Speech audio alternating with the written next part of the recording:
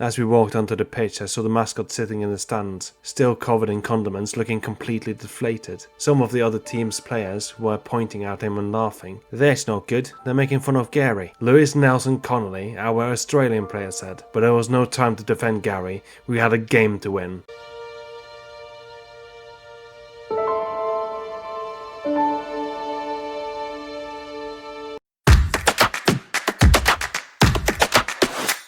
Hello and welcome to Stories with Daniel A. Johnson. I'm your host, Daniel A. Johnson, and this is another collaborative story written by me and ChatGPT. This might be the last one. I'm putting this series on a pause. The pause might be indefinite. I've kind of done what I wanted to do with the series, and by the next story I will be moving on to stories written without the help of AI. I'm sure there are other interesting things I could do with ChatGPT, so I might return to the series if I come up with something.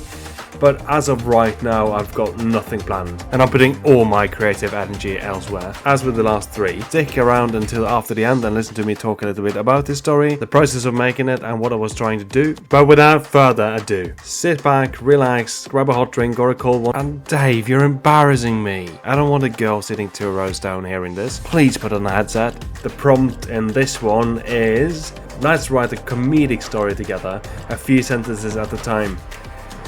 Oh boy, this might be cringe. I'll start.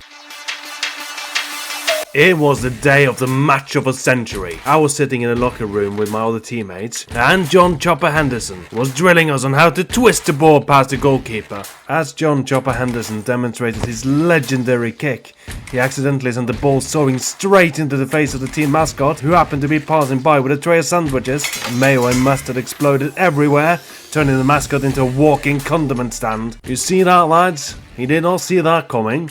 "Thank you for helping me prove my point, Garry," John said. He picked one of the sandwiches off the ground, blew on it, and then took a bite. Garry, with a bewildered expression, replied, "You're welcome, I guess." Meanwhile, the mascot attempted to wipe off the condiments, only to end up looking like a walking abstract painting. Our star player, former attacking midfielder of Stoke City, Daniel Anthony Johnson, turned to me. You know, it's bad luck to embarrass the mascot before the game. I nodded, trying to suppress a laugh. Right. Superstition and all.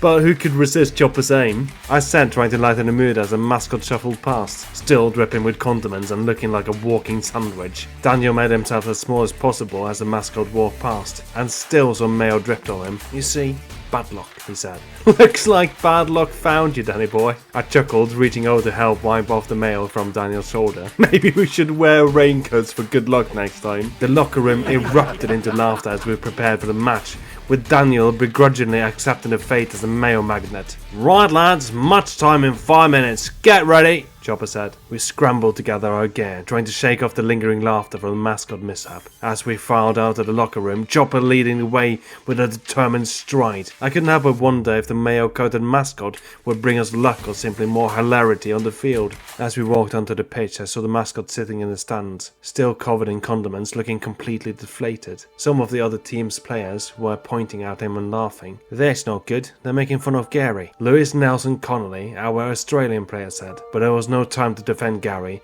we had a game to win. "Let's win this one for Garry," I said. Lewis nodded, a determined glint in his eye. "For Garry," he echoed. Rallying the team as we took our position on the field, the referee blew the whistle, signaling the start of the match. And with a roar from the crowd, we charged into action, determined to turn the tide in Garry's favour and secure the victory. We started with the ball in the mid-circle. Daniel kicked it back to Lewis, who passed it to the fielder and then to me. I ran along the sideline, spotted our striker close to the 60 metre. I kicked the ball as hard as I could. The ball soared through the air, a perfect arch, aimed at our striker. Time seemed to slow down as the opposing team's goalkeeper leaped into action, arms outstretched, attempting to block the shot. But just as the ball reached its destination, a seagull swooped down from above, intercepting the pass with a low squawk.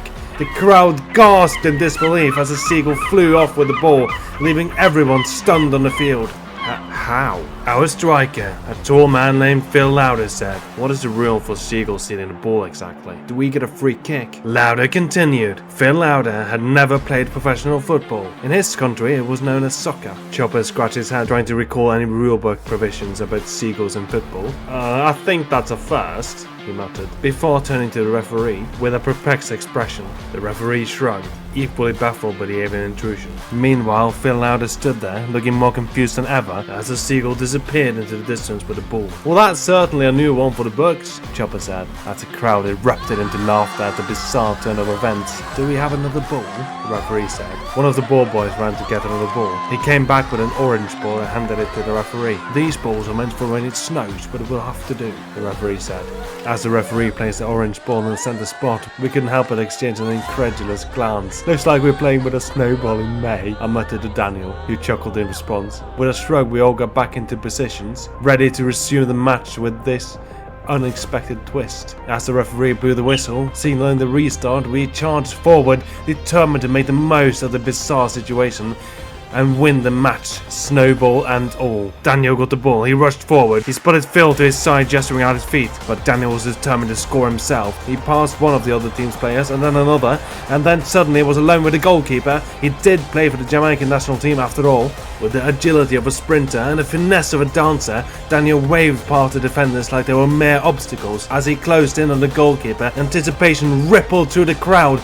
With a swift feint, Daniel sent the goalkeeper diving in the wrong direction, leaving the goal wide open. With a flick of a foot, he sent the orange ball soaring into the net, scoring a spectacular goal that left everyone speechless. The crowd erupted into cheer, and even the opposing team couldn't help but applaud the display of skill. Daniel grinned triumphantly, his goal not only securing the lead but also cementing his place in football folklore, snowball and all. The other team started with the ball in the middle. A tall blonde guy named Sven Robinson, a Swede who used to play for the Århus Mascot, stood ready to kick the ball. I sent him a death stare. He was one of the players who seemed to get the most fun out of Garry. As Sven Robinson prepared to kick off, I couldn't shake off the memory of his mocking laughter directed at Garry. With steely determination, I locked eyes with him, sending him a silent message that we weren't going to let him or anyone else belittle our mascot. The referee's whistle blew, and Sven launched the ball forward with all his might, but this time I was ready. With lightning-fast sprint, I intercepted a pass, stealing the ball from right under Sven's nose. As I dribbled past the defenders, I couldn't help but grin, knowing that this was just the beginning of our retaliation. Suddenly, I felt a pain in the back of my leg, and I hit the ground with force, getting the air knocked out of me. I heard the whistle, and players arguing. I flipped over on my back and saw Daniel and Lewis furiously yelling at Sven. He was just kind of laughing it off, and in the back stood Phil, scratching his butt. The referee put a hand in his pocket and pulled out a chocolate bar, offering it to me with a sympathetic smile. Seems like you could use a little pick-me-up, he said, gesturing at the medical team to attend to my leg. Gratefully, I accepted the chocolate bar, munching on it as I watched the referee admonish Sven and restored order to the match. As the medical team helped me off the field, I couldn't help but laugh at the absurdity of the situation. This was definitely a match to be remembered, filled with unexpected twists and turns, and maybe a few too many distractions from our original goal of winning for Garry. The game started, and to the surprise of everyone, Sven wasn't awarded a card for his brutal tackle while I had the ball. 10 against 11, while the medical team was checking if I could still play. As I watched from the sidelines, nursing my throbbing leg, I couldn't believe that Sven had escaped punishment for his reckless tackle. With the odds now stacked against us, I clenched my fist in frustration, knowing that we had to rally together more than ever to overcome this setback. Despite being a player down, our team refused to let despair sink in. With a newfound determination, we fought tooth and nail for every ball, refusing to let Sven's foul play dictate the outcome of the match. The crowd roared with anticipation as the game intensified. I cheered on my teammates from the sidelines, willing them to victory despite the odds. We managed to keep a clean sheet until the halftime break. Now we had to do that in the next 45 too, and maybe score a few more goals to comfortably win. Sven and another of his teammates stood at the mid-circle ready to start a game when the referee blew the whistle. As the second half kicked off, tension hung thick in the air. Sven and his teammates eyed us with smug confidence, but we were determined to show them that we weren't going down without a fight. With a renewed sense of focus, we defended our goal with everything we had, thwarting every attempt by the opposing team to break through our defense. Our goalkeeper pulled off some incredible saves, while our defenders stood guard against wave after wave of attacks. Meanwhile, on the offensive end, we pushed forward relentlessly, seeking to capitalize on every opportunity to extend our lead. Daniel and Lewis orchestrated intricate plays, while Phil used his towering height to dominate the air and create chances for our strikers. As the clock ticked away, the pressure mounted, but we remained steadfast in our resolve to secure the win. The crowd erupted into cheer with every near miss and close call, urging us to victory. With minutes left on the clock, we held our breath as the opposing team launched one final desperate attack, but our defense held strong, clearing the ball with a resounding thud. As the referee blew the whistle, signaling the end of the match, we erupted into a jubilant cheer, celebrating our hard-fought victory against all the odds. Sven and his teammates could only watch in disbelief as we triumphantly walked off the field, knowing that sometimes determination and teamwork can overcome even the toughest challenges. For Gary! We chanted as we walked off the pitch. We heard heavy footsteps padding towards us. As we turned around, we saw Sven running as fast as he could. As Sven approached, his expression seemed oddly earnest, a stark contrast to his cocky demeanor he displayed during the match. He came to a halt in front of us, panting heavily, his face flushed with exertion. I just wanted to say I'm sorry, Sven stammered, surprising us all with his unexpected apology. I got a little carried away out there. I didn't mean to hurt anyone, especially not a mascot. It was uncalled for. We exchanged surprised glances, unsure of how to respond to this sudden change of heart from our rival. But then Daniel stepped forward, extending a hand towards Sven. Apology accepted, Daniel said with a grin. Just remember, it's all fun and games until someone gets tackled by a seagull. Sven chuckled nervously, shaking Daniel's hand. Yes, lesson learned, he said sheepishly. Good game, guys. Give my regards to Gary. With that, Sven turned and jogged back to his team, leaving us speechless in his wake. As we watched him go, I could never feel a sense of respect for our former foe, knowing that sometimes even the fiercest rival can find common ground in the spirit of sportsmanship. With a final cheer for Gary echoing through the air, we headed off the pitch, ready to celebrate our victory and newfound camaraderie that had unexpectedly blossomed on the field. The end. What a match! From flying condiments to Seagull's interception and even unexpected apologies, it was all a rollercoaster of comedy and camaraderie. Who knew that a simple game of football could be filled with so much hilarity and heart? As we walked off into the sunset, the echoes of our victory chant still ringing in our ears, we knew that this was a day we'd never forget. And as for Gary, well, he may have been a bit battered and saucy, but he'd always be our beloved mascot, the true champion of the match. And so, with laughter and memories to last a lifetime, we bid farewell to the pitch, ready to take on whatever absurd adventures the world had in store for us next.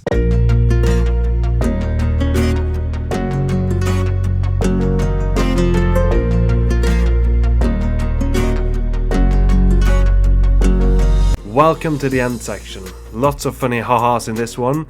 In this story I tried to have ChatGPT be funny, but I don't feel like I ended up with much of a comedy. I got that little slapstick thing at the beginning with Gary the mascot, but I decided to turn that a little bit sad. I just had this image in my head of Gary sitting in the stands looking completely miserable, and to be honest, it has to be miserable to be a mascot, to wear that probably insanely hot costume that you can't really see anything out of. I've seen some people wearing these types of costumes where I work, and they're always escorted by guards holding their hands, and it honestly looks hilarious. You have these people in superhero costumes barely able to walk by themselves. The other supposedly funny thing that happened in this story was the seagull stealing the ball, and from that point on the story completely focused on the football match and wasn't trying to be funny at all. And I think the reason that happened is because ChatGPT was shaping the story based on what I was doing. When I was going into the story, I had decided that it was ChatGPT's job to be funny. So this goes to show that if you want a specific type of story, you're gonna have to bring those elements to the story yourself as well. If your writing is serious all the time and you're expecting ChatGPT to bring all the funny elements, it's gonna match the story to what you're doing, so it's gonna get serious as well. I wanted to see whether or not ChatGPT would let my team win, or if it would sabotage things for them in an attempt to be funny. I tried to see if ChatGPT would give Sven a red card, or a card at all. In a normal football match, depending on how brutal the tackle was, and I did describe it as brutal, Sven would at the very least have gotten a yellow card. But it is true to life. Sometimes the ref just doesn't give cards to some players for whatever reason.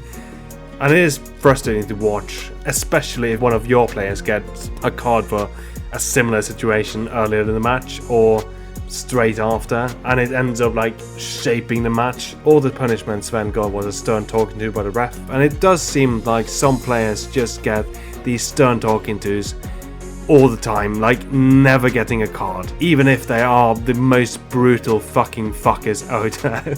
This story ended up with a lot of heart. My team did manage to win for Garry, Sven ended up apologizing, and it had a very inspirational comedy feel to it. Now onto the AI storytelling series retrospect. I had a lot of fun doing this series, and as I said in the beginning, I might return to it if I find something interesting to try.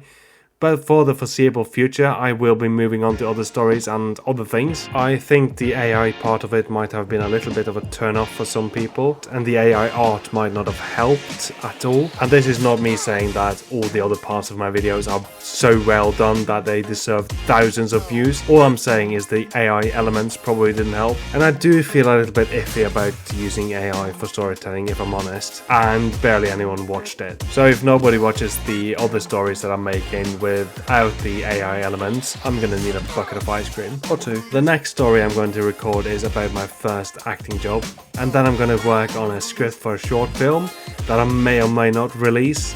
We'll see how it turns out. Beyond that, I'm thinking of releasing some of the stories that I've been working on as pilots with the intention of getting some feedback. I might buy a bucket of ice cream for that. And on that note, if you enjoy my content, even if it's just like bits and pieces of my videos you think are decent, please let me know. It would help me massively. So please leave a comment. You can leave the comment here even if it's about one of the other videos, or you can go to the video in question and leave the comment there. And if you don't want to comment, send me a DM here on Twitter, Instagram, Facebook, Threads. I'd really appreciate it. Thank you very much for listening. I hope things turn around for you if they need to, and stay good if they're good. Bye!